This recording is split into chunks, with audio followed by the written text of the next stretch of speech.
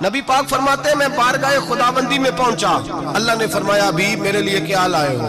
میں نے کہا مولا وہ لایا ہوں جو تیرے پاس کوئی نہیں۔ رب کریم کو سارا پتہ ہے، پھر بھی پوچھتا ہے محبوب میرے پاس کیا نہیں؟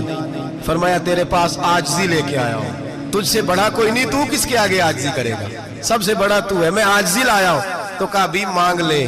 او بھائی بچے بڑے پیارے ہوتے ہیں، لوگ جب ہاتھ اٹھاتے ہیں نا تو میں نے دیکھا ہے ماں باپ اپنے لیے بعد میں مانگتے ہیں، اولاد کے لیے، اور بالخصوص جو بیٹی ہوتی ہے نا بیٹی، او بھائیو میرا اور آپ کا پیار تو اور طرح کا ہے۔ دنیا میں اگر کسی نے بیٹی سے پیار کیا ہے تو مدینے والے حبیب نے سیدہ فاطمہ سے کیا ہے، حسن اور حسین سے کیا ہے۔ معراج کی رات جب نبی پاک سے رب کریم نے کہا کہ بولو محبوب کیا چاہیے، کسی کمزور روایت میں بھی نہیں ملے گا کہ نبی پاک نے کہا اے اللہ فاطمہ کے لیے کچھ دے، اے اللہ حسن حسین کے لیے کچھ دے۔ امتی بھول جاتا ہے، اسے خیال ہی نہیں آتا، یہ سوچتا ہے کیسے حضور کی فرما برداری کروں۔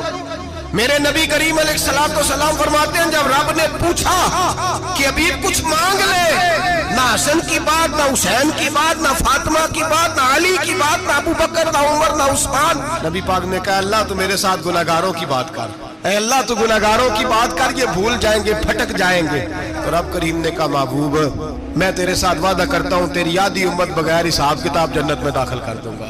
نبی کریم نے فرمایا مولا نہیں، یہ بات مجھے قابل قبول ہے، یہ بات منظور نہیں، ابھی تو کیا چاہتا ہے؟ تو کہا اللہ تو مجھے سفارش کا حق عطا کر، تو مجھے اجازت دے، میں کہتا جاؤں تو معاف کرتے جانا۔ حضور کہہ سکتے تھے نا چلو آدھی بخشی گئی بھئی آدھی اچھے عمل کرے، فرمایا نہیں مجھے حق شفاعت دے۔